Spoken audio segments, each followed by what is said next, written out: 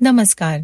आम्ही असे सुचवू की आपण संपूर्ण व्हिडिओ आधी पहा, त्यानंतर व्हिडिओचा आवाज बंद करा. त्यानंतर आम्ही जे काही प्रश्न विचारले आहेत ते प्रश्न किंवा त्याच्याशी मिळते जुळते प्रश्न तुम्ही मुलांना विचारावेत आणि मुलांना त्याचे उत्तर देण्यास सांगावे. चला वाचूया. तुम्ही हे वाचू शकता का? पा पा पा णी णी णी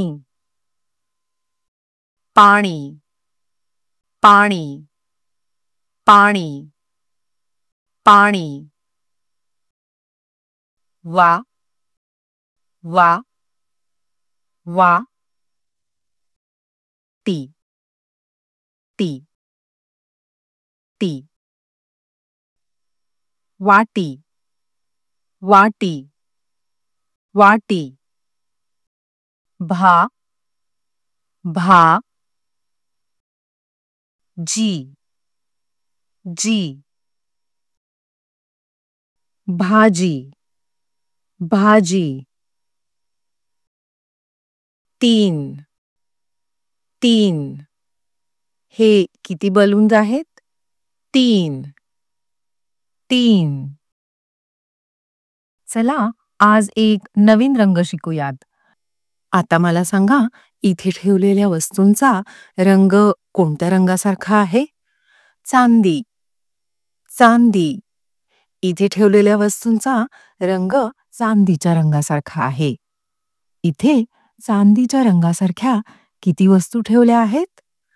तीन तीन. आता इथे पहा, हा आहे अजून एक रंग. मला सांगा, हा रंग कोणत्या रंगासारखा आहे?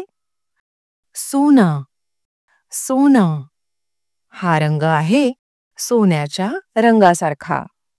इथे सोन्याच्या रंगासारख्या किती वस्तू ठेवल्या आहेत? चार चार. नदी नदी नदी नेहमी वाहत राहते. एका जागेवरून दुसऱ्या जागेकडे जात राहते. लिची लिची लिची. छत्री छत्री छत्री.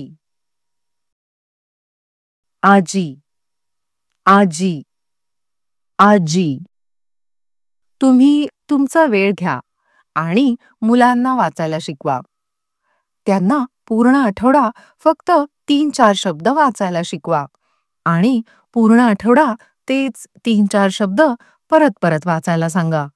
जेव्हा ते या 3-4 शब्दांना व्यवस्थित वाचू शकतील, तेव्हाच पुढचे 3-4 शब्द वाचायला शिकवावेत. आमच्यासोबत शिकल्याबद्दल धन्यवाद. आपला दिवस शुभ जावो.